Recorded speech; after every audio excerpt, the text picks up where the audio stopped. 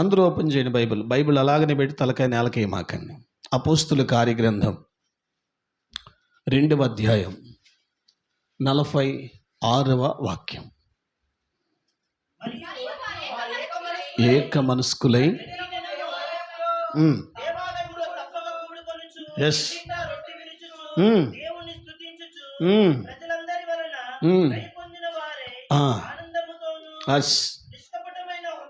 Yes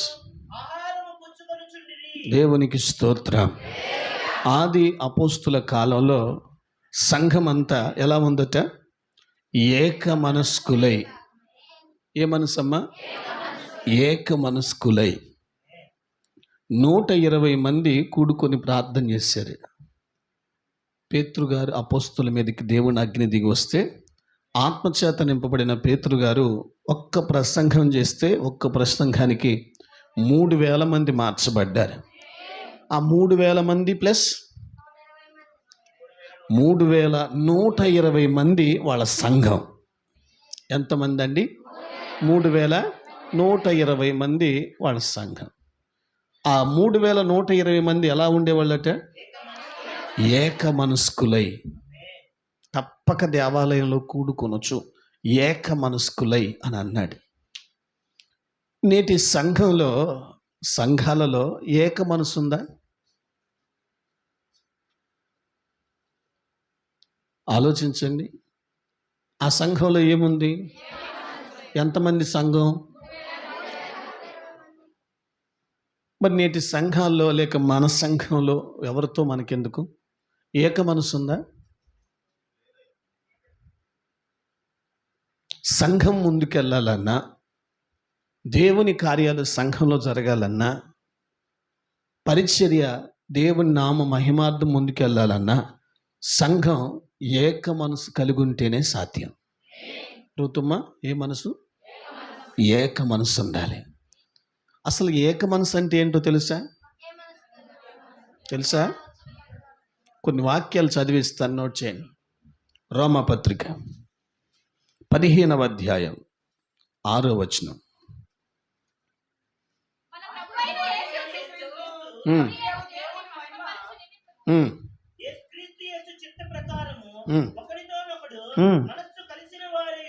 underline చేసుకోండి. మనస్సు కలిపి, ఒకరితో ఒకడు మనస్సు కలిపి. మొట్టమొదటిగా సంఘంలో ఉన్న ఒక విశ్వాసి దేవుడు ఎలా ఉండాలని కోరుకుంటున్నాడంటే ఒకరితో ఒకళ్ళు మనస్సు కలపాలి. ఏదొకసారి మీరు కూడా ఒకరితో ఒకళ్ళు మనస్సు కలపాలి. నెంబర్ 2, 1 కొరింథీ పత్రిక 1వ అధ్యాయం 10వ వచనం.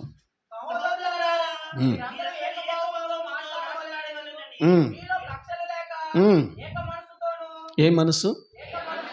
అండర్లైన్ చేసుకోండి. ఏక మనసు.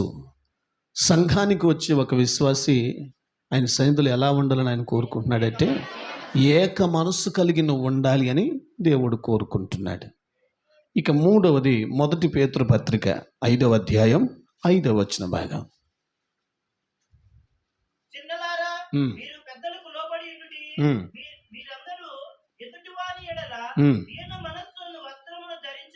ఏ మనసు? ఎదుటివారి ఎడల ఏ మనసు? దీన మనసు. దీన మనస్సు కలిగి ఆయన సంఘంలో నువ్వు ఉండాలని దేవుడు కోరుకుంటున్నాడు. నేను వివరాలు చెప్తాను, మీరు తొందరపడకండి. తెలుగులోకి వస్తాను. నెంబర్ 4, ఫిలిప్పీ పత్రిక 2వ అధ్యాయం 3వ వాక్యం.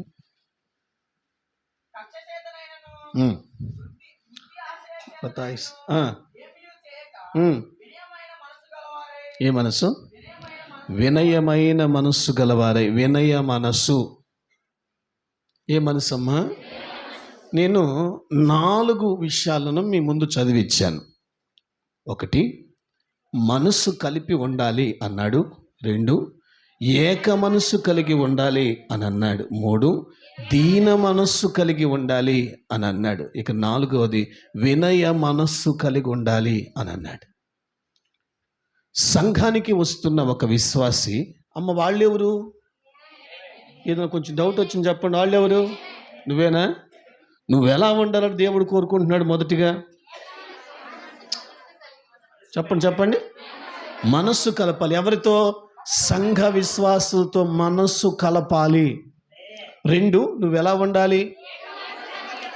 సంఘానికి వస్తున్న నీవు ఏక మనస్సు కలిగి ఉండాలి. 3వది దీన మనస్సు. నిన్ను నువ్వు తగ్గించుకోవాలి, నీ ఎదుటిని హెచ్చించాలి, దీన మనస్సు కలిగి ఉండాలి. 4వది వినయము, గౌరవించటం, విధేయత చూపటం. ఈ 4 రకాల మనస్సులు కలిగి జీవము గల దేవుని సందులో ఉండాలని దేవుడు నిన్ను కోరుకుంటున్నాడు. 1 తిమోతి పత్రిక 3వ అధ్యాయం 15వ వాక్యాన్ని చదువుకుందాం.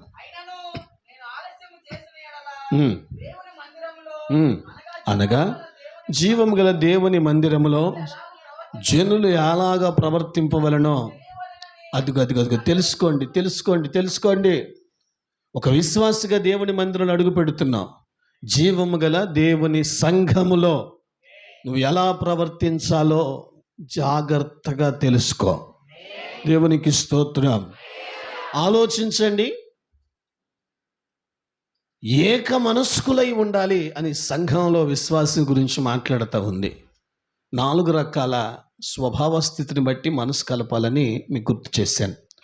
మరి నేటి సంఘాల్లో ఈ లక్షణాలు ఉన్నాయా?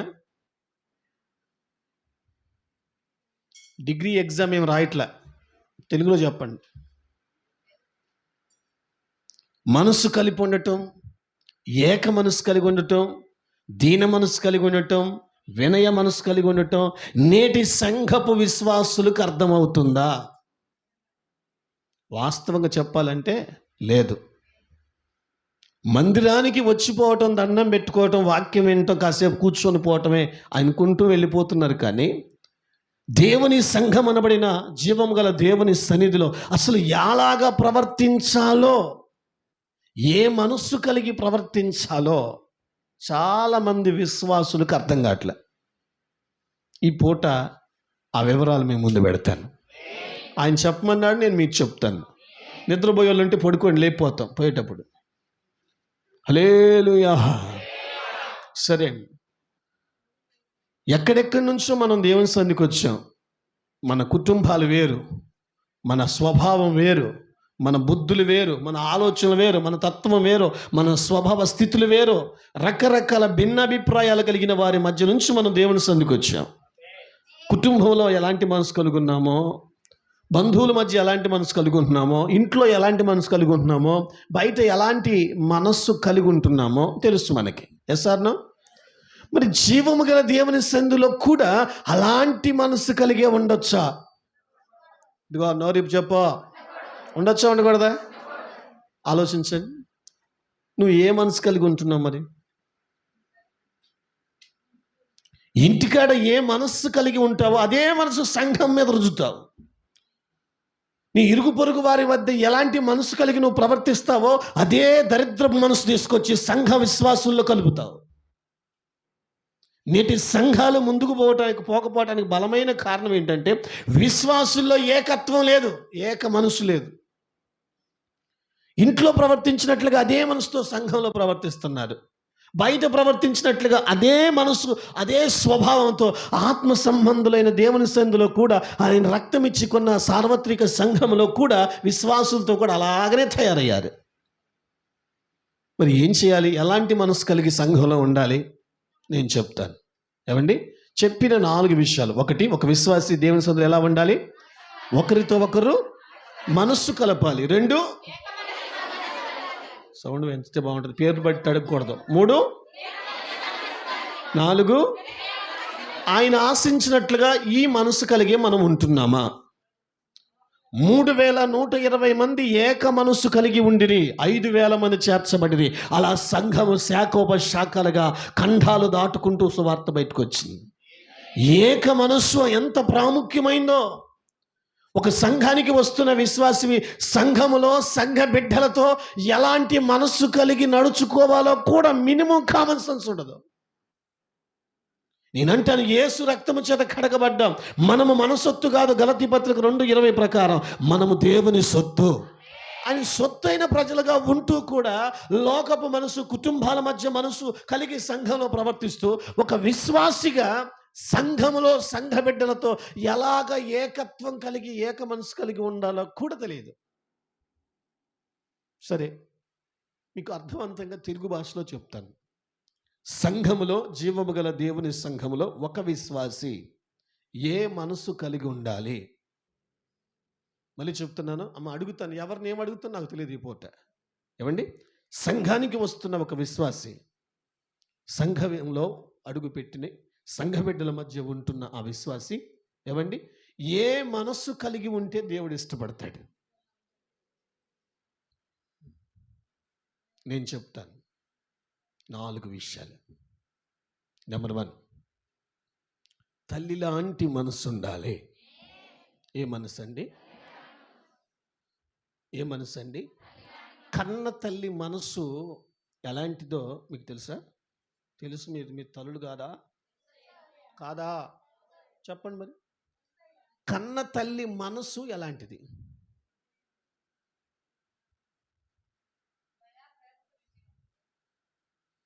తీసుకోను. కన్న తల్లి మనసు ఎలాంటిది?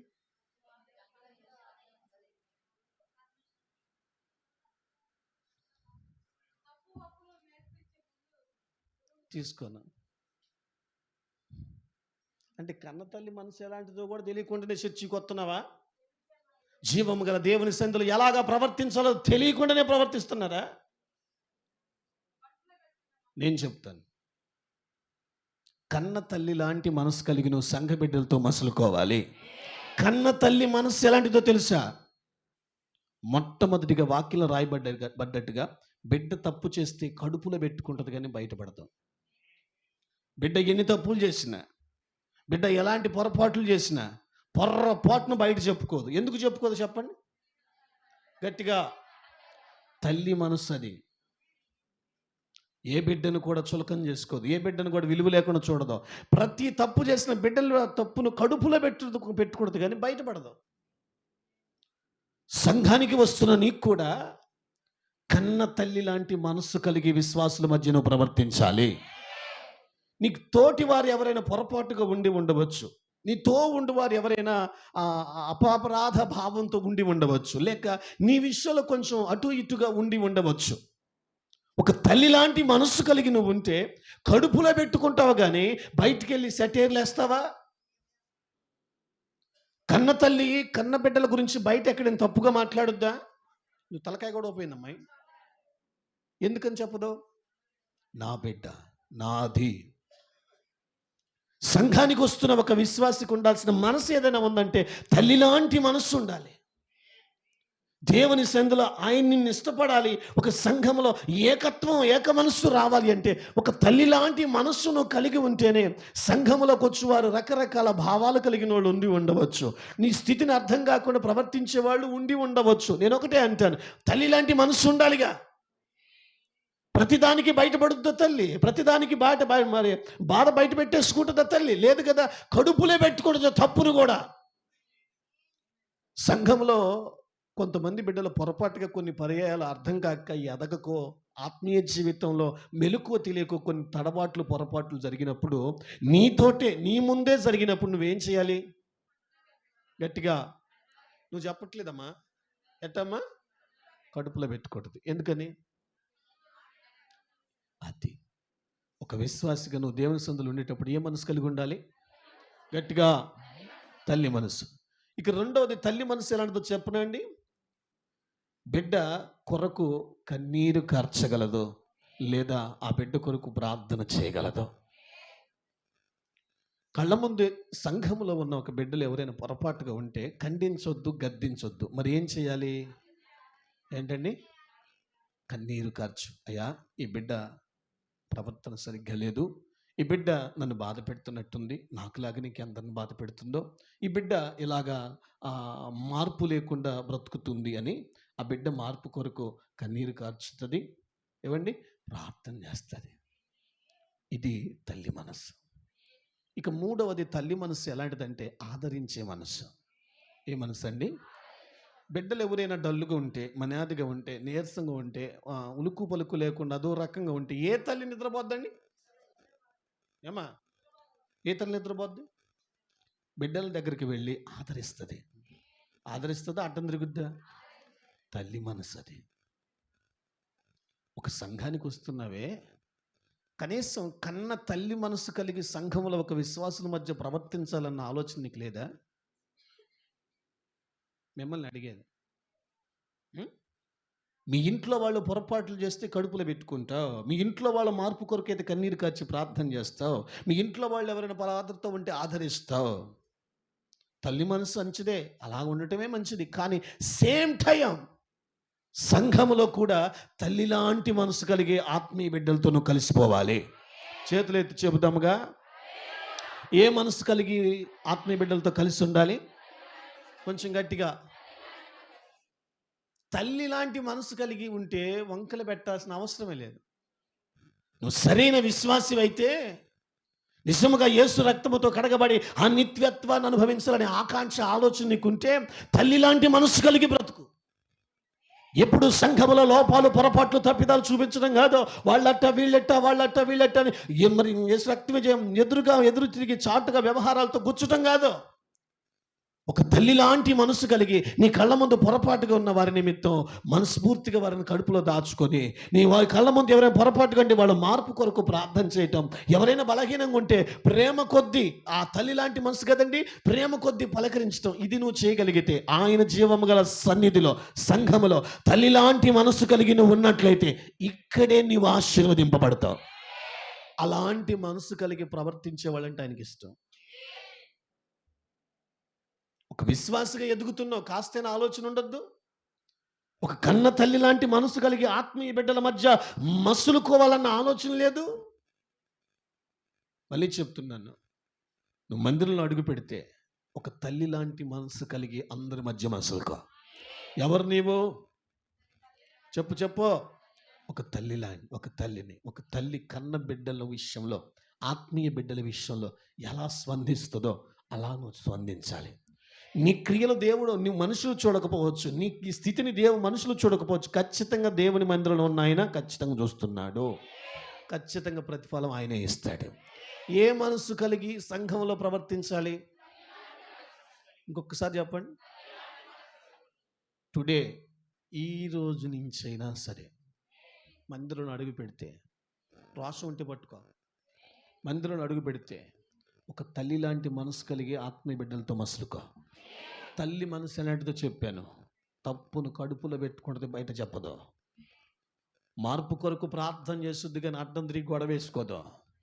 ఆదరిస్తుంది బాధలో ఉన్నవాళ్ళని. ఇది తల్లి మనసు. సంఘానికి వస్తున్న నీవు కూడా ఒక తల్లి లాంటి మనసు కలిగి ప్రవర్తిస్తే ఖచ్చితంగా దేవుడు నిన్ను దీవిస్తాడు. నీ గర్భఫలాన్ని కూడా దీవెనకరంగా మారుస్తాడు.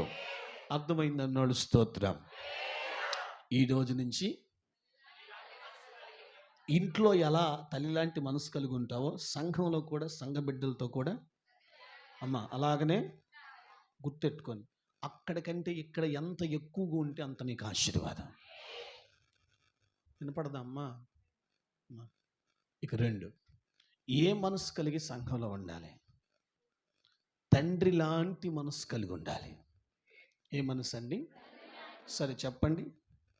తండ్రి లాంటి మనసు అంటే ఎలా ఉంటుంది? మీరు తండ్రులా? వాళ్ళు చెప్తారుగా. తండ్రి మనసు ఎలాంటిది? ఇంకా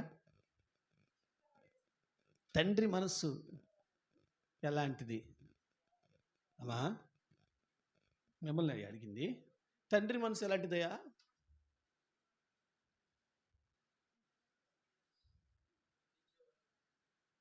ఇంకా తండ్రి మనసు ఎలాంటిది? బాబా, తండ్రి మనసు ఎలాంటిది? నువ్వు ఒక తండ్రివేగా, చెప్పవేంటి? తండ్రి మనసు ఎలాంటిదయా? సంఘంలో ఒక తండ్రి లాంటి మనసు కలిగి ఉండాలి. ఏంటండి తండ్రి మనసు అంటారా? మొట్టమొదటిగా ఈ ప్రపంచంలో తండ్రి మనసు ఎలాంటిదంటే, మొట్టమొదటిగా అర్థం చేసుకునే మనసు ఒక్క తండ్రిదే. ఆమెనంటారా? భార్య కాకిలా గరిచిన, పిల్లలు అర్థం పర్థం లేకుండా ప్రవర్తిస్తున్న భార్యను అర్థం చేసుకుంటాడు, చెప్పండి. వాళ్ళు రాసుకుంటున్నారు కదా. భార్యను అర్థం చేసుకుంటాడు, పిల్లలను కూడా అర్థం చేసుకుంటాడు. ఇంటిళ్ళ పాతిని అర్థం చేసుకునే మనసు ఒక్క కన్న తండ్రికే ఉంటుంది, తల్లికి ఉండదు. తప్పం లేదు, దానికి వివరం వేరు. ఎందుకని కన్న తండ్రి మనసు కలిగి ఉండాలి అని అంటే అక్కడ అంటాడు కదా, కన్న తండ్రి మనసు, అమ్మా చెప్పరా, కన్న తండ్రి మనసు అర్థం చేసుకుంటుంది. ఇంట్లో ఎలాంటి వాళ్ళు ఏ పరిస్థితులు ఉన్నా చెప్పండి, అర్థం చేసుకునే మనసు కన్న తండ్రికి ఉంటుంది. ఇక రెండవది, కన్న తండ్రికి ఉండే రెండవ మనసు ఎలాంటిది అంటే ఓర్చుకునే మనసు ఎక్కువ ఉంటుంది. ఏ మనసు అండి? మీరు నాకెళ్ళి చూస్తే మీతో మాట్లాడతా. ఏ మనసు అండి? నన్ను క్షమించండి, కొన్ని పర్యాయాలు మీరు ఓర్చుకున్నట్టే ఉంటారు, త్వరగా రియాక్ట్ అవుతారు. మీరు ఆలోచించి చూడండి, వాళ్ళు ఓర్చుకుంటారు కానీ ఓర్చుకుంటూనే ఉంటారు. ఏ మనసు అది? తండ్రి మనస్సు. ఉన్నారేడా? ఉంటే సమాధానం చెప్పండి. ఇక మూడవది, తండ్రి మనస్సు ఎలాంటిది అంటే క్షమించే మనస్సు. క్షమించి దగ్గర తీసుకుంటాడు. ఏ మనసు అండి అది? తండ్రి మనస్సు. క్షమించి దగ్గర తీసుకుంటాడు, కఠినంగా వ్యవహరించాడు బిడ్డల విషయంలో. జీవం గల దేవుని సందులో అడుగు పెడుతున్న ఒక విశ్వాసిగా నువ్వు ఏ మనసు కలిగి ఉండాలంట?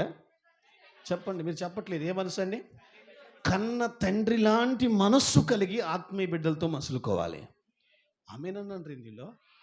ఏ మనసు అండి? చెప్పండి, మీరు ఆగండి, వాళ్ళు చెప్తారు ఇప్పుడు. చెప్పండి, కన్న తండ్రి మనసు ఎలాంటిదండి? నీతో ఉన్న తోటి విశ్వాసులు, సహోదరులు నీకు అనుకూలంగా ఉన్నా లేకపోయినా, నిన్ను అర్థం చేసుకున్నా అర్థం చేసుకోలేకపోయినా, నీ ఇంటిళ్ళ పాతిని ఎలాగ అర్థం చేసుకుంటున్నావో సేమ్ టైం తండ్రి లాంటి మనసు కలిగి ఆత్మీయ బిడ్డల మధ్య నువ్వు మసులుకుంటున్నట్లయితే నీతో ఉన్న వారిని ఖచ్చితంగా నువ్వు అర్థం చేసుకోవాలి. వాళ్ళు నన్ను అర్థం చేసుకోవట్లేదని వాళ్ళ మీద కంప్లైంట్లు పెట్టకూడదు, నీవే వాళ్ళని అర్థం చేసుకోవాలి. ఇది తండ్రి మనస్సు. రెండవది, తండ్రి మనసు ఎలాంటిది? ఓర్చుకునే మనసు. ఎంతగా ఇబ్బంది పెట్టినా ఓర్చుకుంటారు. మూడవది, క్షమించే మనసు. కడుపులో ప్రతీకారాన్ని చూసుకోదు, సందర్భం వచ్చాక మాట్లాడదామని అనుకోదు. ఎప్పుడు చూసినా క్షమించి దగ్గర చేసుకునే మనసు కన్న తండ్రి మనస్సు. దేవునికి స్తోత్రం. జీవము గల దేవుని సన్నిధిలో ఎలాంటి మనస్సు కలిగి ప్రవర్తించాలి? సంఘంలో ఒక కన్న తండ్రి లాంటి మనస్సు కలిగి ప్రవర్తించాలి. ఎప్పుడైతే తల్లి లాంటి మనస్సు కలిగి ఆత్మీయ బిడ్డలతో నువ్వు ఉంటావో, ఒక కన్న తండ్రి లాంటి మనస్సు కలిగి ఆత్మీయ బిడ్డలతో నువ్వు ఉంటావో, నేను మళ్ళీ చెప్తున్నా, ఇక్కడే నీ ఓట దీవెన నొందుద్ది. అమ్మ నిద్ర ఆగట్లేదయ్యా, నిద్ర ఆగట్లేదు, ఏం చేయమంటారు? కడుపులో భయం ఉంటేనేగా. హల్లెలూయా. నన్ను తప్పన్న నన్ను క్షమించండి అమ్మ. కన్న తండ్రి లాంటి మనసు కలిగే సంఘముల విశ్వాసుల మధ్య మసులుకోవాలి. ఆ మనసు కలిగి నువ్వు ఉంటే, మళ్ళీ చెప్తున్నా, ముందటి కంటే ఇప్పుడు నువ్వు ఎక్కువగా దీవించబడతావు. నీ దీవెన సమృద్ధి రావాలి అంటే కన్న తండ్రి లాంటి మనసు ఉండాలి. చెప్పండి, కన్న తండ్రి మనసు ఎలాంటిది? ఒకటి, ఎవరు అర్థం చేసుకోకపోయినా ఆయన అర్థం చేసుకుంటాడు.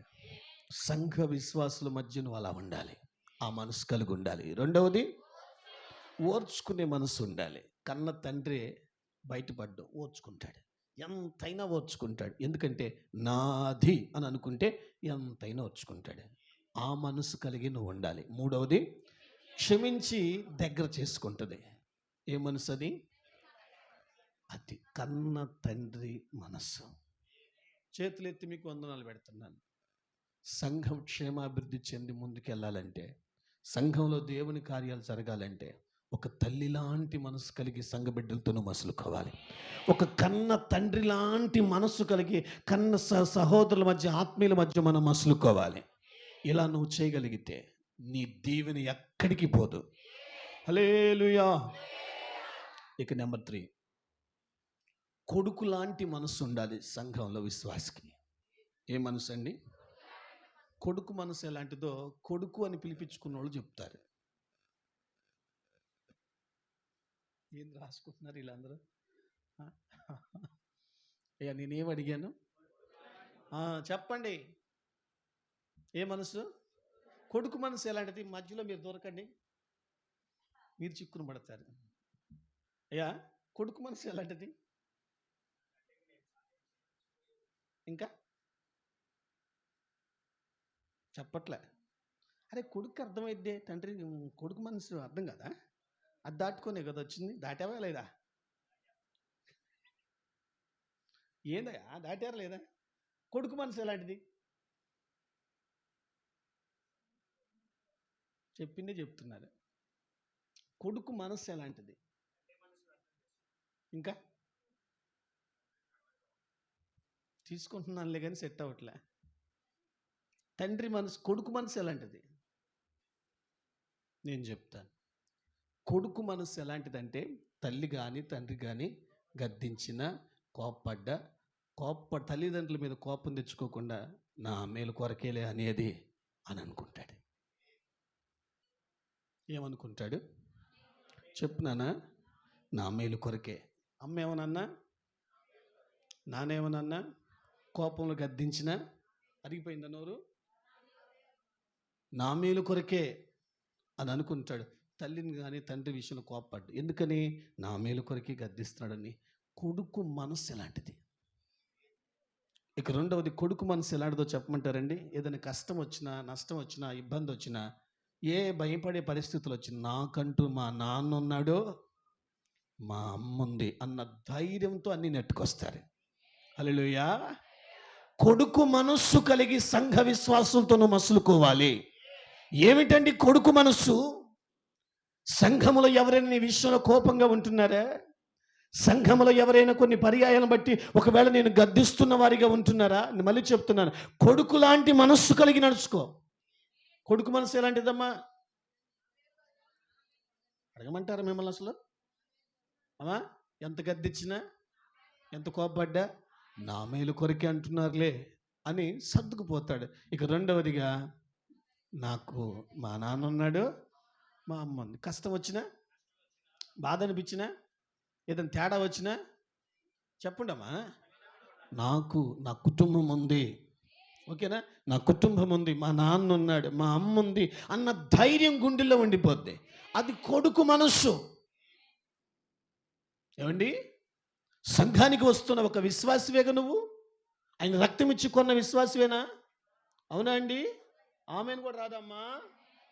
అవునమ్మా, అవును. మరి ఏ మనసు కలిగి ఉండాలి? చెప్పండి. కొడుకు లాంటి మనస్సు కలిగి ఉండు.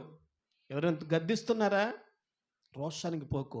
కన్న తండ్రిలాగా కొడుకు లాంటి మనసు కలిగి స్వీకరించు. వీళ్ళు గద్దిస్తున్నారు, నా విషయంలో కోపడదు, మనస్ఫూర్తిగా నా మేలు కొరకే అంటున్నారని స్పందించు. ఇక రెండవదిగా, నాకంటూ నాకు కుటుంబం ఉంది అని ధైర్యంగా వెళ్ళాలి.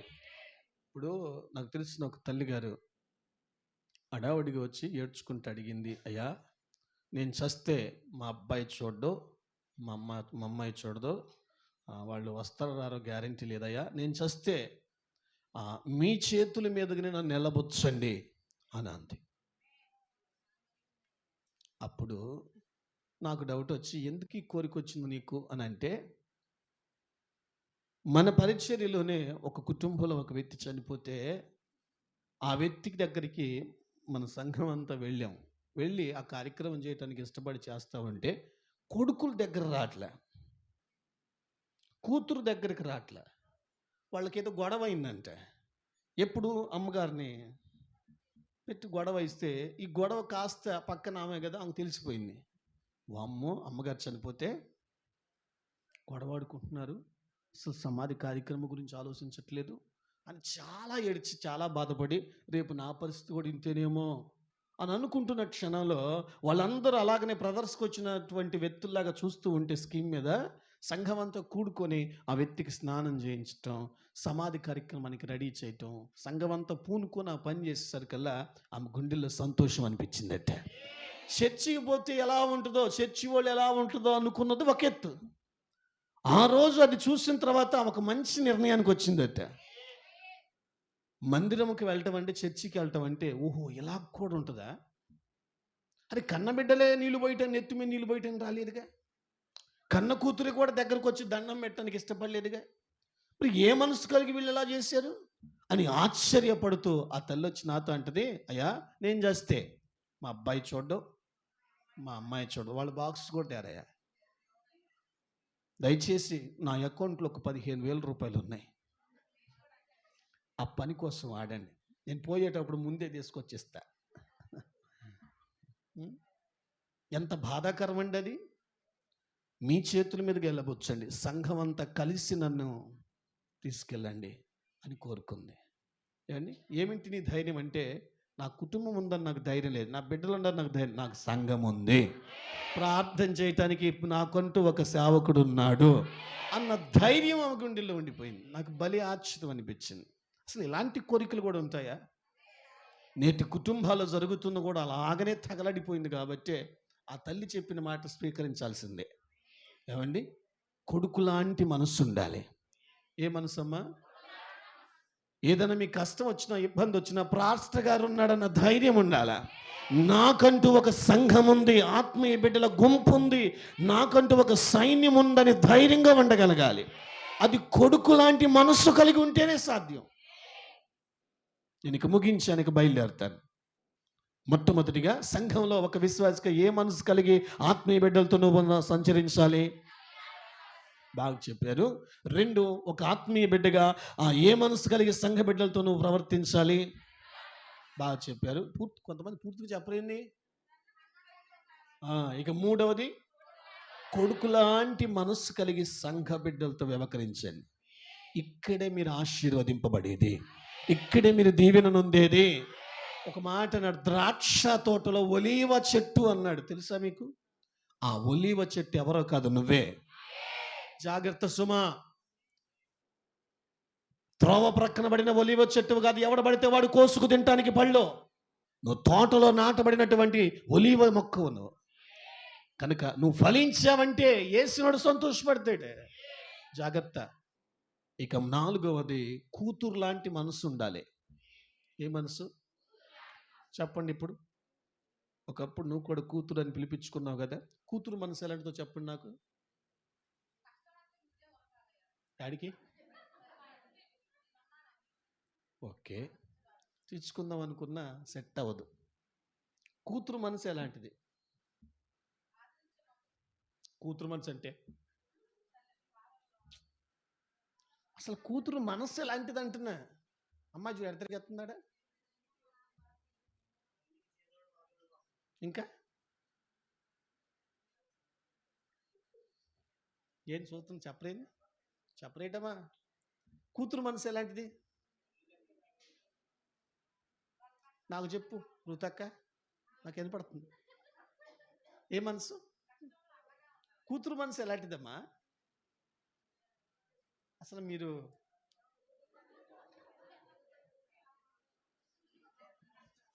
మనకేమో నేను అమ్మా పెన్న విలువరికి చాలరా రే. అమ్మా తల్లి ఉన్నావమ్మా?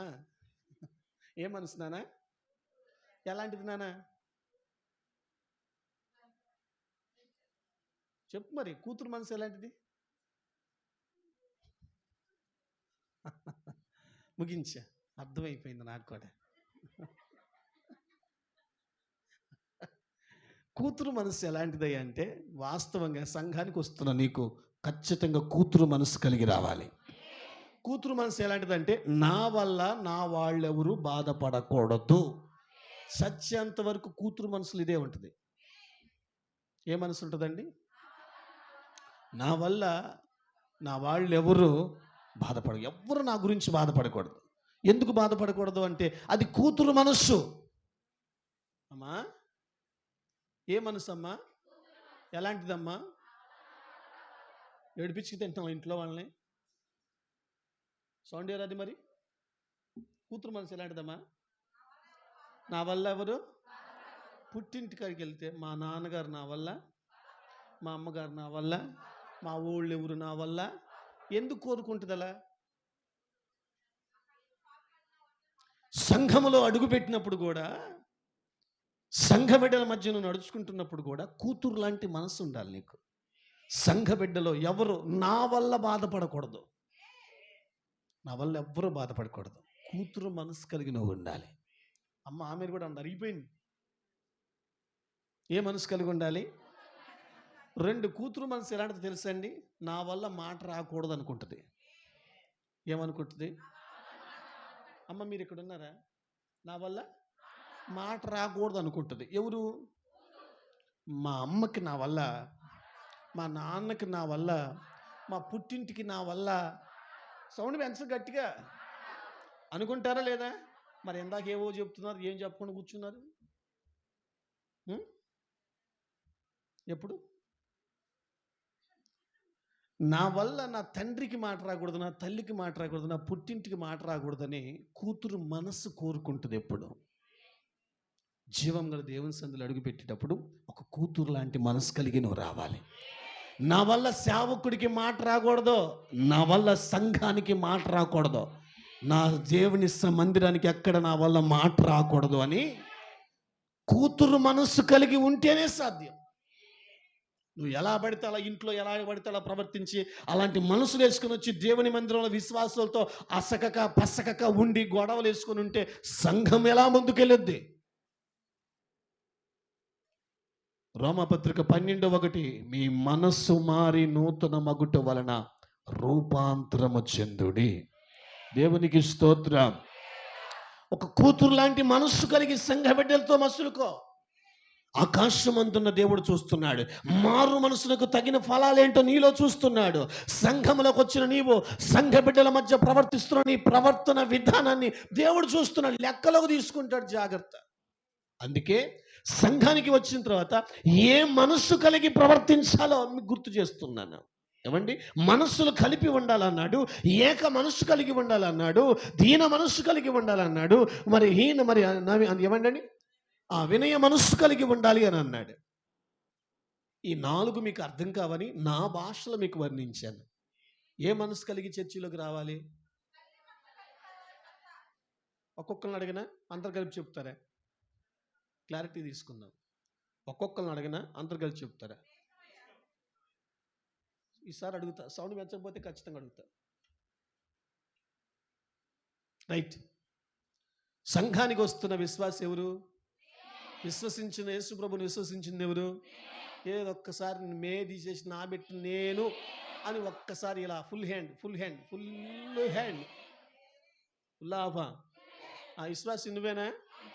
ఇప్పుడు ఇట్ట దించని చెయ్యి. మందిరానికి వస్తున్న నీకు ఏ మనసు కలిగి సంఘంలో ఉండాలి? ఏంటిదమ్మా? తల్లి మనసు ఎలాంటిదో చెప్పండి. 1, బిడ్డలు తప్పు చేస్తే. 2, 3 గుర్తెట్టుకో. అలాగా తల్లి లాంటి మనసు కలిగి ఆత్మీయ బిడ్డలతో నడుచుకో. నువ్వు నడుచుకో, ఆయన చూసుకుంటాడు. మళ్ళీ చెప్తున్నా, మారు మనసు పొందండి, రూపాంతరం చెందండి. ఇట్టాగనే ఉంటే కుదరదు. 2, ఏ మనసు కలిగి రావాలి? ఏ మనసు? తండ్రి మనసు ఎలాంటిది? ఇంకా సంఘంలో రకరకాల విభిన్నమైన స్వభావాలు కలిగిన వాళ్ళు వస్తారు. ఇంట్లో ఉన్న 4 మనసు సెట్ అవ్వట్లేదే, సంఘంలో ఉన్న వాళ్ళు సెట్ అవ్వాలని టైం పట్టుద్ది కదా. వాళ్ళను ఏ రకంగా రిసీవ్ చేసుకోవాలంటే ఒక తండ్రి లాంటి మనసు కలిగి తీసుకో. కన్న తండ్రి నీకున్నాడు, ఆయన చూసుకుంటాడు. ఇక 3వది, అమ్మకు తెగావలెత్తుందయ్యా. 3వది ఏ మనసమ్మా? కొడుకు లాంటి మనస్సు. ఎవరికి ఉండాలమ్మా? మాకు అను. ఏ మనసు? కొడుకు మనసు ఎలాంటిదమ్మా? ఇప్పుడు సంఘంలోకి వస్తున్నావు, ఎవరైనా గద్దిస్తే ఏం చేయాలి? ఎవరికి ఉంటుంది ఈ మనసు? కొడుకు మనసు. 2వది ఏంటమ్మా? నాకు అమ్ముంది, నానుంది, నాకు ఉన్నారని ధైర్యం ఉంటుందమ్మా. మరి సంఘానికి వస్తున్న నీకు కొడుకు లాంటి మనసు ఉంటే ఏ ధైర్యం రావాలమ్మా? నాకు సేవకుడు ఉన్నాడు, సంఘం ఉంది. మీరు మాట్లాడరేమా? సేవకుడు ఉన్నాడు, సంఘం ఉంది అని ధైర్యంగా ఉంటాడు. ఏ మనసు ఇది? ఆ మనసు కడిగి సంఘంలో అడుగుపెట్టు. అడ్డదిడ్డంగా వేసి రక్తం చేయం. అక్కడున్నట్టు ఇక్కడ, ఇక్కడున్నట్టు అక్కడ కుదరనివారం. నువ్వు ఇక్కడ నేర్చుకోవాల్సింది చాలా ఉంది. ఇక 4వది ఏ మనసు కలిగి ఉండాలి?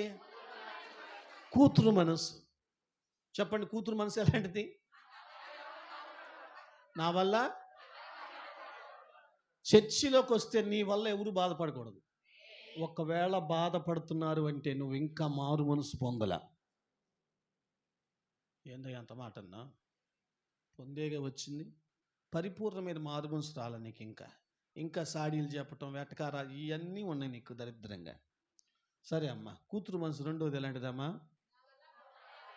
నా వల్ల ఎవరికి అదమ్మా కూతురు మనసు. సంఘంలో అడుగు పెడితే ఏ మనసు కలిగి అడుగు పెట్టాలమ్మా? చూసారా, సౌండ్ తగ్గించారు. ఏ మనసు? నిజంగా చెప్పనా, మనస్సు కలపాలి, ఏక మనసు కలిగి ఉండాలి, దీన మనసు కలిగి ఉండాలి, వినయ మనసు కలిగి ఉండాలని చెప్పాడు కదా. ఆ 4 మనసుల మిళితమైన మాట నేను మీ ముందు పెట్టాను. ఒక తల్లి లాంటి మనసు కలిగి ఆత్మీయ బిడ్డలతో మసలుకో. ఒక తండ్రి లాంటి మనస్సు కలిగి ఆత్మీయ బిడ్డలతో మసలుకో. ఒక కొడుకు లాంటి మనస్సు కలిగి ఆత్మీయ బిడ్డలతో మసలుకో. ఒక కూతురు లాంటి మనస్సు కలిగి ఆత్మీయ బిడ్డలతో మసలుకో. ఇక్కడే నువ్వు ఆశీర్వదింపబడతావు. ఆకాశమందున్న దేవుడు చూస్తున్నాడు. కొలసి 3:1 ప్రకారం ఆత్మ ఐక్యతను కలిగిస్తుంది. దానిని ఏకం చేసేది దేవుని ఆత్మే. అందుకే నువ్వు కలిగి ఏ మనస్సు కలిగి ఆత్మీయ బిడ్డలతో మసులుకుంటున్నావో అది లెక్కలోకి వచ్చుద్ది. అందుకే ఇక్కడికి వస్తున్న దేవుని సన్నిధికి వస్తున్న నీవు జీవం గల దేవుని సన్నిధిలోనే నీ ఓటన దీవెనను అందాలి అంటే ఏ మనసు కలిగి సంఘానికి వస్తున్నావో, ఏ మనసు కలిగి ఆత్మీయ బిడ్డలతో మసులుకుంటున్నావో జాగ్రత్త, జాగ్రత్త. ఏం విత్తుతావో అదే పంట కోస్తావు. మీకు అర్థమైందని నేను అనుకుంటున్నాను. ప్రభు అవకాశం ఇస్తే ఏ మనస్సు కలిగి సంఘంలో ఉండకూడదు. వచ్చే వారం ఏ మనస్సు కలిగి ఉండి సంఘంలో ఉండకూడదు. అలాంటి మనసు, ఆ దరిద్రపు మనసు కలిగి సంఘంలో ఉండకూడదు. వచ్చే వారం ధ్యానం చేద్దాం. ప్రభు ఈ కొద్ది మాటలు దీవించను గాక.